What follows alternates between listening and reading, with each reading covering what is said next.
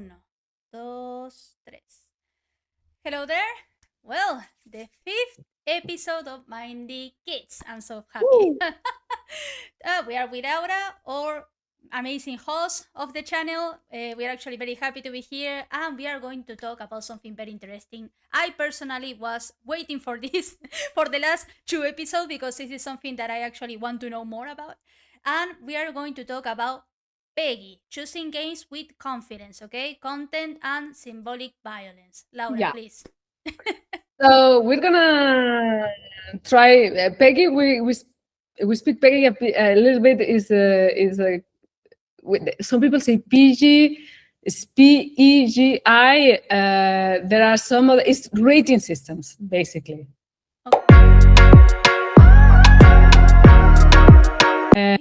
We are talking about the European one, but there's actually they are trying right now to put all the ratings in one international system.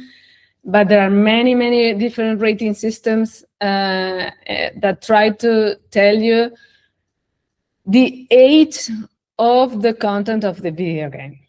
There is something that I want to know personally, right? We understand that this PEGI, what is? It's an academy, it's an organization, what is?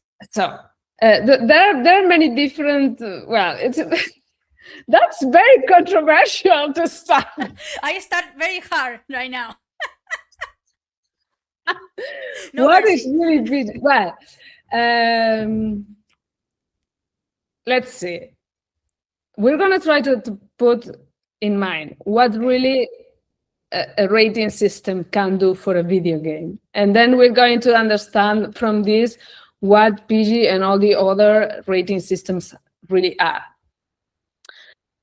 So imagine a movie. So if you watch a movie and someone is going to rate this movie, the people who are rating the movie are going to watch the movie and decide what psychological impact is going to have on the audience, and they are going to rate this movie. So these people are going to watch the whole content of the thing and decide. Okay. What happens with a video game? If you think that there is a magical non-profit commission somewhere gaming the whole thing, going through all the side quests, spending 1,000 hours to see what kind of content the other uses. This is magical thinking. This does not exist. There is no people with studies that is no. No, there is no commission of psychological experts gaming the whole thing and rating the game for you and your kid. How do you know? How do they know?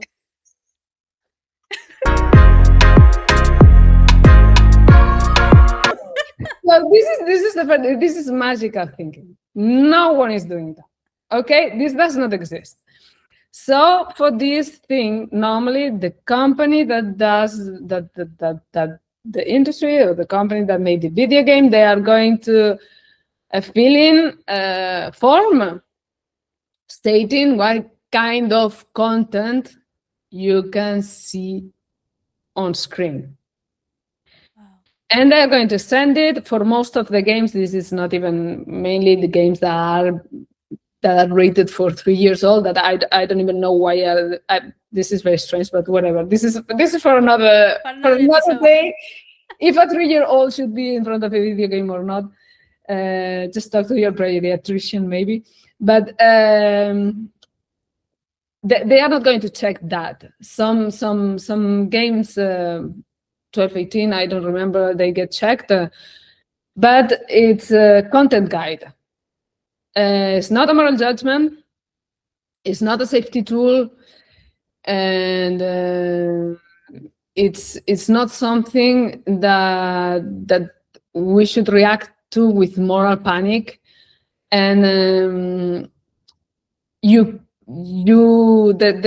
are many pages about all these organisms that rate we can say that rate games, and they have a lot of information about what they do. But again, you as an adult, you can choose games in an easier way by knowing your kid and knowing what content is there and sharing it together. This is sometimes even true for movies. This is quite a complicated technical issue, because I know that sometimes these rating systems are used as a shaming tool if a kid is not playing a game his age. But even these ratings are not stable. There are games that were rated 3 or 7 that they had to change the rating. And there are some controls that can make a game that's rated 12, if you take out some of the, you can, with the parental control, you can lower the rating of a game. So sorry, in the parental control of the console, or yeah, but because for example, so again, because parents maybe won't understand. Okay, every rating system has a different approach. So again, it's not about psychological impact. Some of them, they just look at the content.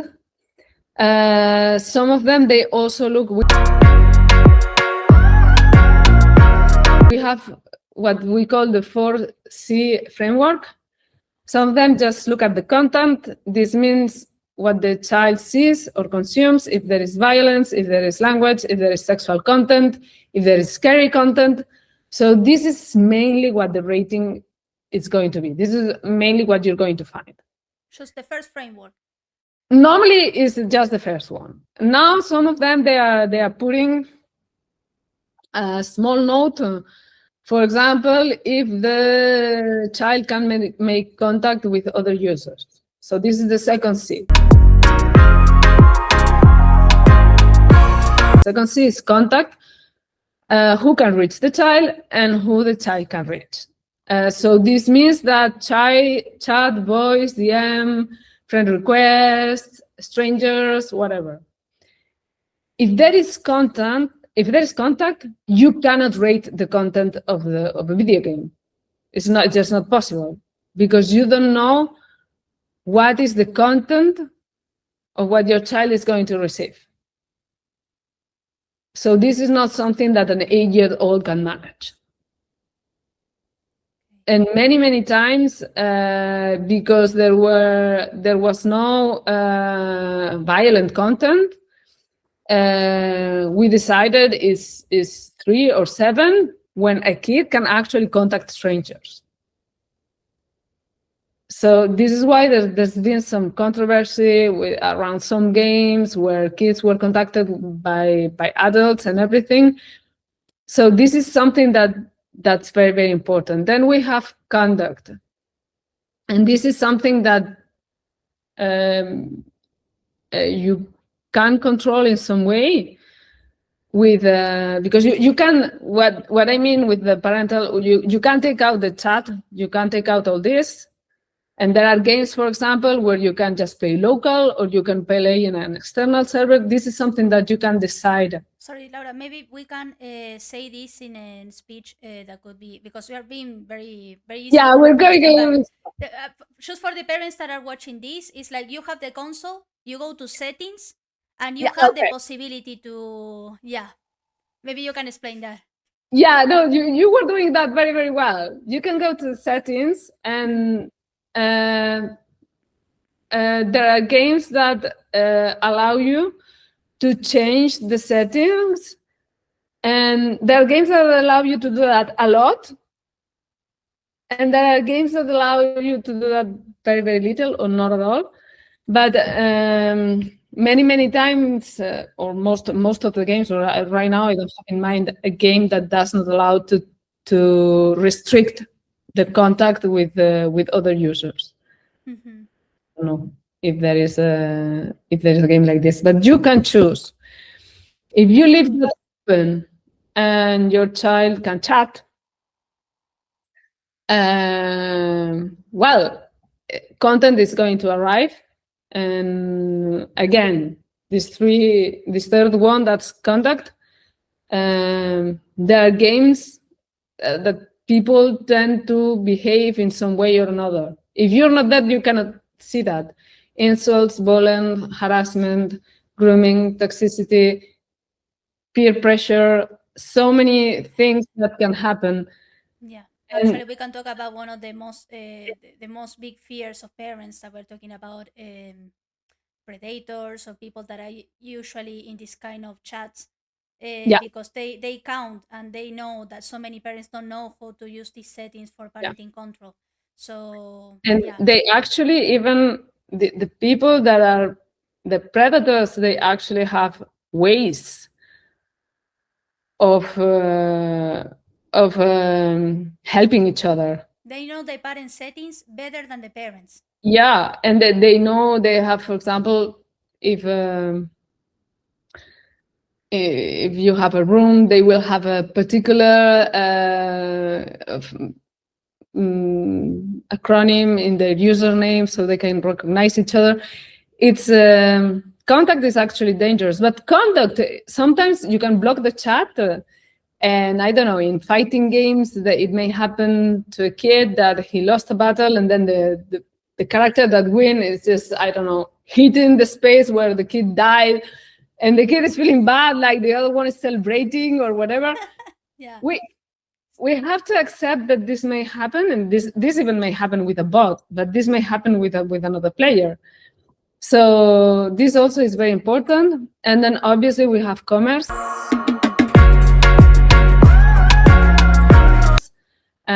So how money and monetization show up, and there are, again, you can buy, but there are random rewards, there are battle passes, there are dark patterns, there's spending pressure, there's also, this is not rated. This is not something that's going to be rated. And again, many games, they have currency that's not transparent. Most of the games, I think most of the games, they have, you don't pay with your euros or your dollars or whatever. You have to actually buy the currency of the game, and then you're completely lost about how much money you're spending. So this is also a dark pattern. Games are marketed like this. We have to be educated on that, but this is not something that a kid can manage. But they manage, actually. It's dangerous because it's inside the game. The kid doesn't understand the situation. It's not real money in the kid's mind. And it's actually a very, very heavy way of marketing. They're using the kid. And this is something that we talked about in the last episode. The game is the hook, and it stops being a game. And now we're talking about merchandising. And then you're using your kid as a hook to go to you so you can pay. And sometimes this happens, I suppose, right, Laura, that the kids just don't know. They use this coin, they make the exchange. Remember that a lot of games are mobile. It's connected with your wallet, that is connected with your Gmail session. Everything is connected. Be very careful. Well, this you cannot allow. This you have to. So again, parent settings. Parent settings, please. So if you normally, for kids that young, and if you didn't negotiate anything with them, they shouldn't be able to buy anything. And if they have currency for the game, you have to teach them to be careful with that. Sometimes the games allow you to cut real purchases, but once you have the currency of the game, you cannot cut that. So then you have to talk to your kids or decide if you're always there. But this is not something that any rating system is going to do for you. No. And again, there are some other things that, for example, what we talk about, symbolic violence or whatever, or death. Death in games, in video games, it does not exist. So don't be. I always take this example about how many kids are traumatized because Bambi's mother died. And or Mufasa. Exactly, or Mufasa, exactly. So many kids are traumatized. In films, death exists. But in video games, you don't know, I don't know any kid who came crying like, oh no, my character in the game died. No, he just respawned. He's there again. So it does not have an equivalent in real life. And it's a little bit the same death that they play in symbolic games when they are in the park. So it's not a death that has any psychological impact.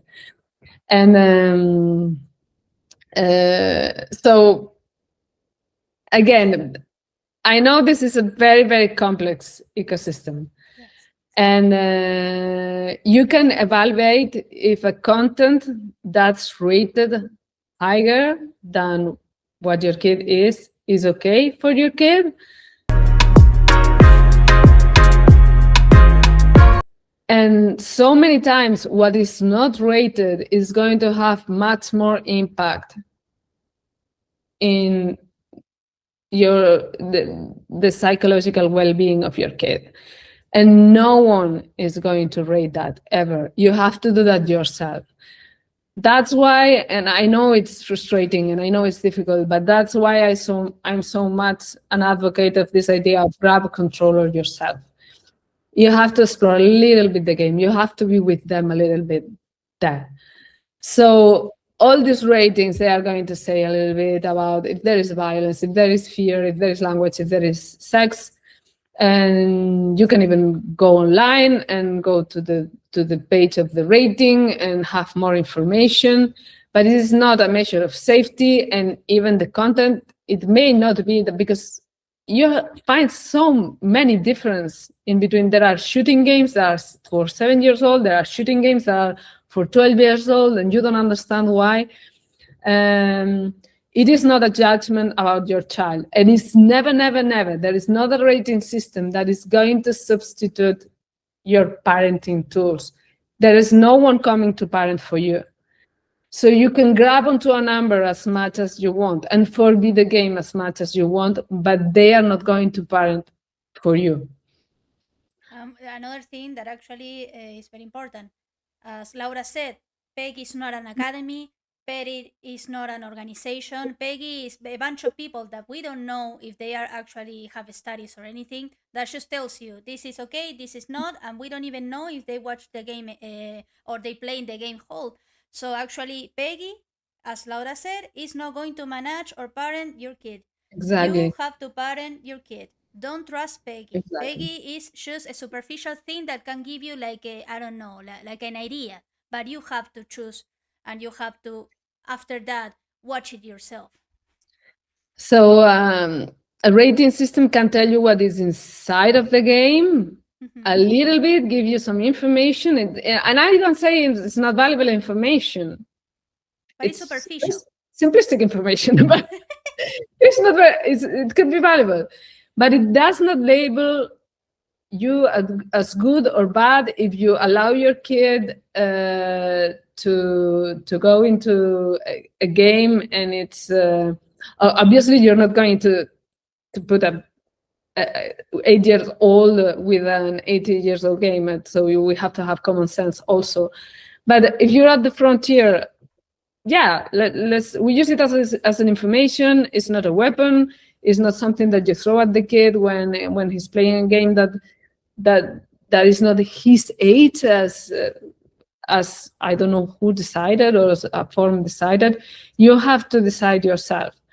So there's sometimes much more violence that's going to come from interactions than from the content itself. So I advise people to be careful with that. That's why some very popular game is been rated with a question. No, yes. No, it's not a question mark. It's an admiration. How is that called? Exclamation mark. Exclamation mark. It's like no number, just an exclamation mark. No number. It's because of these 4 C's, because there is so much contact with users, and the content is. This is the thing of the next episode. if you there are games that are not games, so they are just ecosystems. So if you have yeah, it's a little bit, but it would function a little bit if you don't know about games. It would function a little bit as Facebook. So everyone is doing their little game, like everyone is doing their little content. So maybe the game is not they didn't think people were going to do horror games or I don't know, porn games. So it may happen because the people are very creative, sometimes extremely creative. Too much creative. Yeah, and you cannot control what's in there. So there are some games that they also allow creation that are much more regulated, and they must have the approval of the company. And then there are some other games that they just allow people to just put content online, and then your kid is gonna click in a game that was made by someone 15 minutes ago. So you don't know what's in there, so you cannot rate this. Laura, and the admiration sign should be a warning. What does exactly does what can a parent think regarding this PEGI and admiration sign? Because the 13, the 12, and whatsoever is very clear, but the admiration sign is a warning. What is that? Is an awareness? What is that?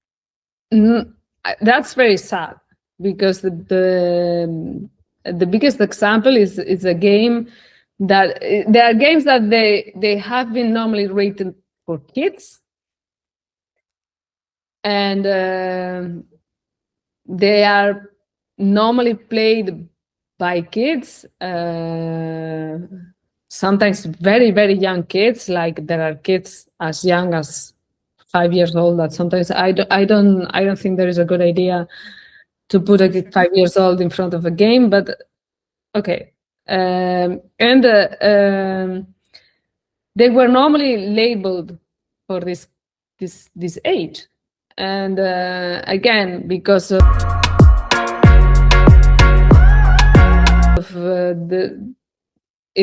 the content was generated by users, and there was actual conversations and everything. It turned out that dramatic things happened. So the thing is, it does not mean anything. I think it's a very bad idea to just put a question mark when there is so much interaction with users. It's no for kids. So it's very sad that they put a question mark. It's like they're washing their hands, right? It's like for me it's not honest. It's just but this is my personal opinion, because no, I feel the same. I didn't know about that until now, and what it transmits to me is like I don't feel safe. I don't feel any guidance with this. So this is the thing. It's like this is what I mean with all these rating systems, that it was thought a little bit in order to organize sales, and it was not thought to protect child's right or to protect child psychology. That's why I always say it's magical thinking. It's like believing in the Fellowship of the Ring or something. The fact that there are people gaming the whole thing, and really it does not exist yet. Maybe it will exist someday. I think that right now with these notes that that there are purchases that are possible, or they try to give more and more information to the parents. This is true. But again, it's nothing is gonna apparent for you. So you have to be very clear what the rating systems are telling to you, what they are not telling to you. Not to shame a kid. Like, for example, if you're an educator and a parent is allowing a kid to play a game that is not okay, you don't go directly to the kid. Please go to an adult, go to the parents. You can tell them, I am concerned, your kid is 8 and he's telling to his mates that he's playing GTA, what's going on. Yeah, actually, yeah. So Well, I think that but we can learn from this. Well, yeah. because we already know is that don't trust Peggy. Don't think that Peggy is like going to church. It's like it's just one door of the so many doors that you will have until you discover what exactly is in the game. It's like a superficial view from the Mm. real thing. Don't just get too comfortable to the thought that okay, I bought this No, game and it's okay. No, it's not okay. Look at the what was it, Laura? Interrogation sign, right? no, it's an exclamation mark. Exclamation sign. Yeah. Okay, that is like It looks like that's someone crazy. that's dangerous, but I think it's yeah. They are not really saying what. Yeah. Yeah, maybe I don't know. It's like I personally don't feel very comfortable when I see like Peggy with an exclamation sign. What is that? It could be so many things. It's like wash your Yeah. hands. It's like If you are concerned, play a little bit. yeah.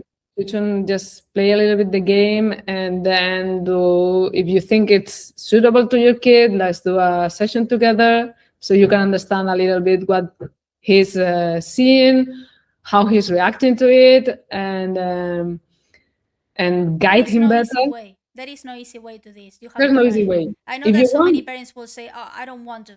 Then don't buy it because you will have to. It's yeah, like if you want to do it in a responsible manner, you have to. yeah. You have to. But it's the same thing. Like, for example, it's the same thing with films, and I'm going to. I found out my kids, for example, or many kids, they accept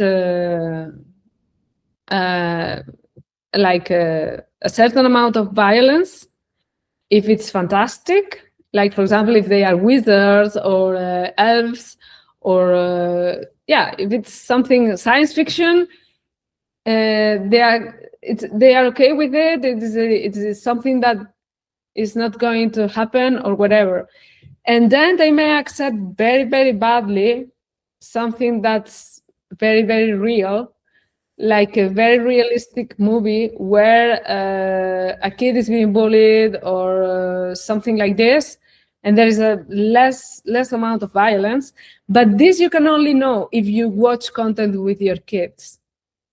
That's why I say screens are not babysitters. Normally you have to be with them and you get to know your kids better so you can guide them better. And yeah, it's very, very important. Be present. It's like the key of any parenthood is being present. It's like I'm not a parent myself. I'm so sorry. It's like I'm being entitled right now. I'm so sorry. No, But it's like that's not true. Like, we can have a, yeah. I have a niece. We've been working on this for such a long time, and it's true that again, rating systems give you a number, and you feel so comfortable with a number, and it's not really true, because there are so many dark patterns, so many. No one's going to rate this because the content that the kid is watching is not harmful. And then sometimes it's so arbitrary, the same amount of violence, or the same, if you watch it in the screen and you see this game is not so different from this other one, why are they rated different? I don't understand. And you can take a decision that's really informing your own experience, and in the fact that in your kid, again, there's something that they don't rate. They don't rate the user experience, or how easy it is to play the game, or if That's it's so very important. difficult. So many things that they don't. Yeah, you say so important because you know a little bit, but it's No, and it's something that I do actually with yeah. all the products of my company. It's like we care. You have to care about the potential client to the other end, right? It's like, Mhm. yeah, I know that this is something very difficult, but if when you're making kids games, for an adult it's important, but for a kid it must be intuitive and it must be safe. Part Mhm. of the gaming environment is about everything to be intuitive, easy to understand, easy to bond, because you're bonding with a kid. At the same time, it must be safe. It's like you have to have this is like a house. A game is like a house, and the house must be safe. And if you're going to offer the house to a child, extra safe. There is responsibility when you make games. So it's like some There's a lot of marketing also involved. Yeah. It's like, well, I take that by heart. I empathize a lot because right now we are in this process, and it's like when you tell me these things regarding the PEGI and everything, it's like I feel between conflicted and sad because so many parents believe in that. I grown Really? up thinking about PEGI what's okay, but now it's like you can trust it. I know you had to do a double effort, and I know that it's difficult. But parents, play with your kids, try the games. Don't leave the parenting to a rating that actually is not even an academy or anything. It's a bunch of people that just watch superficially a game and says, okay, that's okay. They don't care about your kids. Yeah. Normally they read a form. A form. Oh God, there is a Normally template. they read a form. Yeah, normally the company is subject to fill in a form for every game and to send it. And normally they check. They are supposed to check a little bit. I think in the UK they check more, but I'm not very sure. There are so many because it's not really a standard. There are so many myths about it. So it's different per country. It's different per country. Yeah, it's So that's it's why all different this kind of human beings. because what you're talking right now, when you say PEGI or PG, is the European system, and there are many other systems. There are, and they try to do one. So this is the European, but obviously they have another one in the US. They have one in Brazil. They have one in Korea. They have one in Taiwan. They have one in Australia. And now there is this coalition, this effort of making an international age rating coalition to try to make that uniform. Universal, because it was not. It was not. But it's crazy, right? It's like children are children. It doesn't matter where. It's like we have to protect the kids. This is not about any country. All countries should respect and take care of their children in the same way. We are not different species. But again, we are not there, and I don't think, because again, Ornella, in order to really rate a game, how many hours you have to be in front of the screen and be in contact, for example, with the community that plays the game, to know what kind of behavior they have. So it's not about playing the game and do all the side quests. This is also about the spending enough hours to see how the community evolves. It's impossible. You can do that. But we're talking about an organization or whatever it is, this PG or PEGI thing. It's like there is a lot of money involved. So they can pay the resources to have people playing. Doesn't matter how many hours. Pay the people. Do this responsibly, because obviously the interest is not in protecting the kids. But do you think that this is a debate? Do you think that this is possible? I think that it's possible, but I think that they don't care. Really rate a game. Not rating a game completely, but at least giving a real guide, a complete guide with the resources that I know that they have, so the parents can trust it. Then what does it? Why does it exist if you are not doing it right? You are doing half of the way to put some face. They don't care about it. I think that this is a bureaucracy that is being paid. So actually, I don't know. It's like it was created by the industry. It's not. It was not about the kids. This is a makeup. That's it. It's like, we don't care about your kids. We want some money from your fees from other big companies that are making games, and obviously they are getting. I suppose that they are getting money from this. I'm talking about the ignorance. I didn't know, but if you're not doing your job well and you don't care and you don't have people that actually study these kind of things, what are you doing this whole thing? This is part of what's being controversial, because creators decide the participation they have, at least for PG, for what's the Pan-European Game Information. My last update is that is the creator who decides the participation. So that raised some questions in some forums where, but honestly, I don't know. The only thing that I know is that, again, there is no magical. There's no magical number, Information right? that is rating games, and it's really making a decision that can substitute your parenting. This is not possible. After that, you can use it because it's content information, and that's valuable.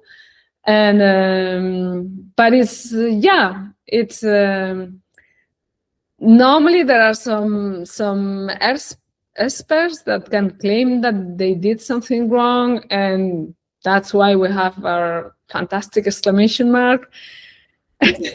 Amazing. So trustful exclamation mark. Yeah. Yeah, but we have, I don't know. It's like normally we rate 7 when there are some things that could scare kids, or violence that's not very realistic. So yeah, who decides what can be scary? Sometimes, I don't know. It's a little bit like you have to know your kid. You have to know what's for your kid. When you rate a game for 12 years old, from 12 to 16, that's a huge gap. So yeah, it's complicated.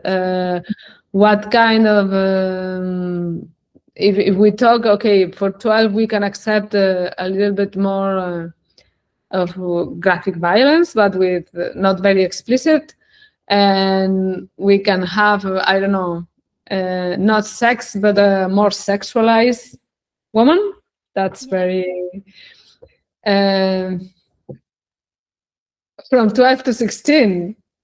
And 12 Can you is imagine not that much, but actually we can see that even in child games. I think that this deserves a whole episode itself, because the pseudo-sexualization and the trending gaps that are between ages and everything is like, poof, this is a whole episode itself.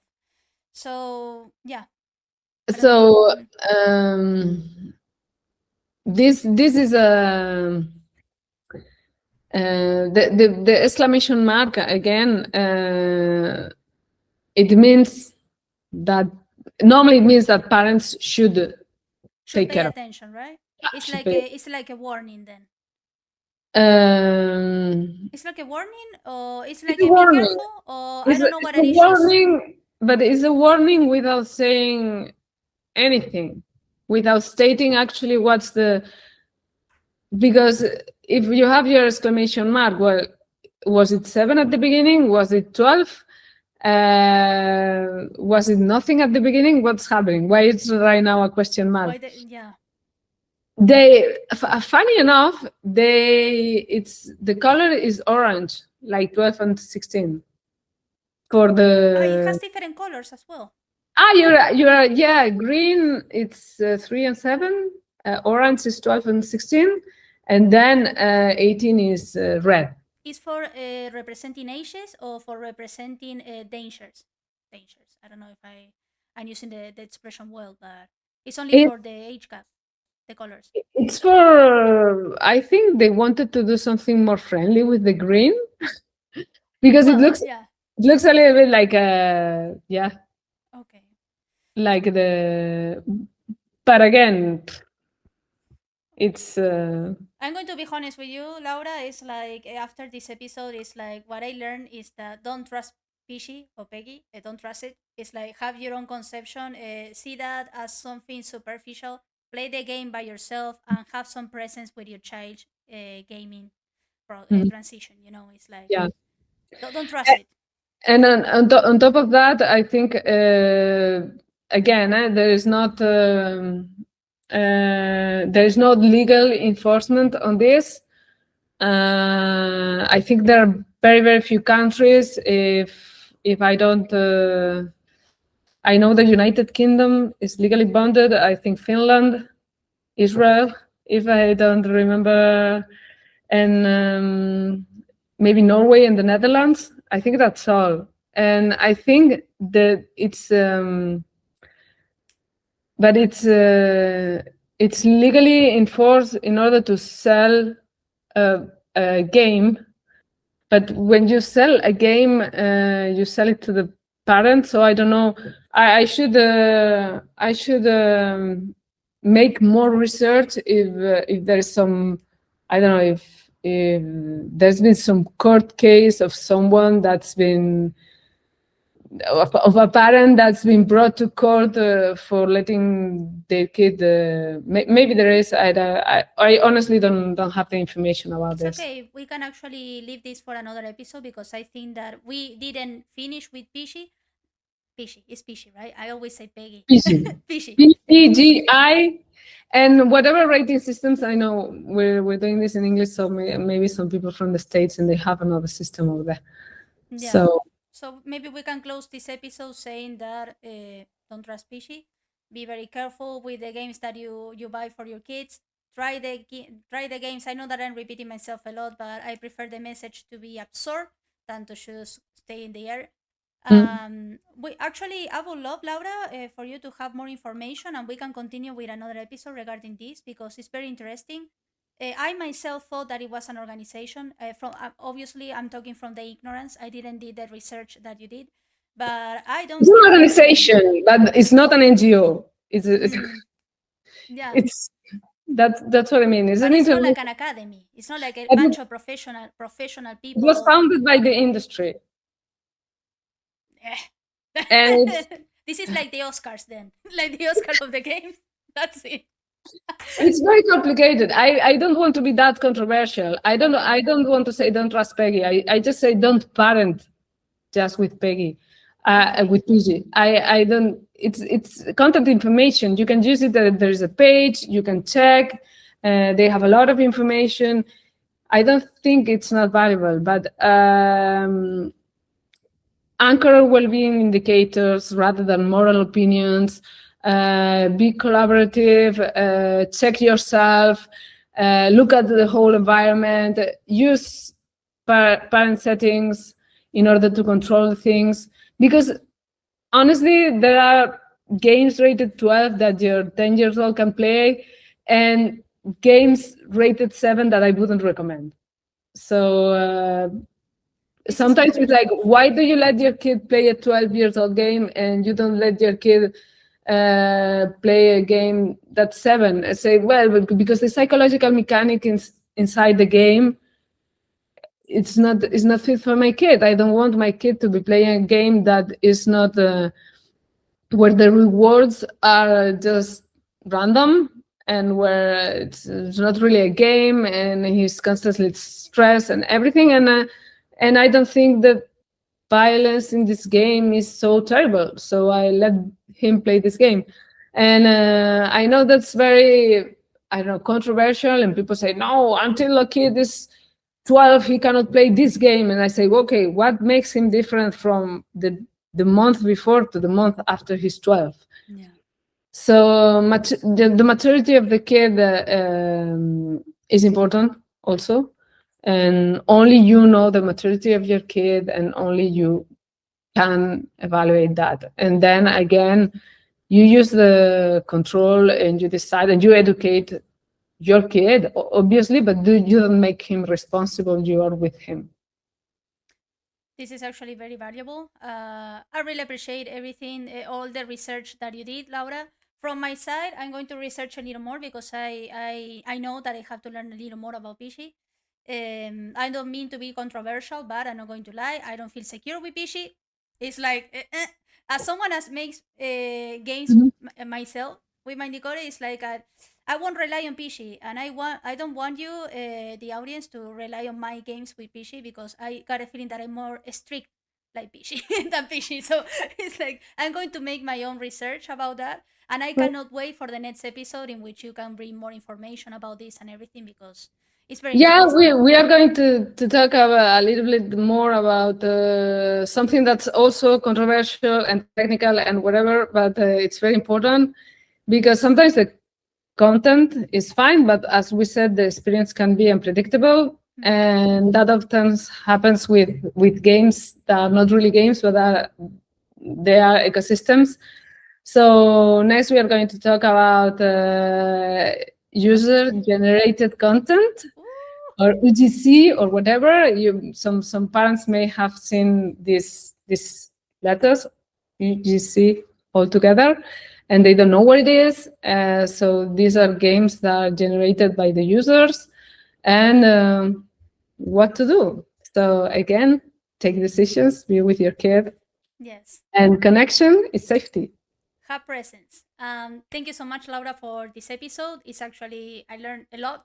Have some doubts, but I learned a lot for real. Yeah, I think we raised more questions than we thought. Yes. But at least we create awareness. It's like we don't want to have the last word, but at least we want you to open your eyes and be more careful with this. It's like this is the beginning. It's okay. So thank you so much for being here. Until the next episode, and goodbye, Mindy fam. Mwah. Have a good day.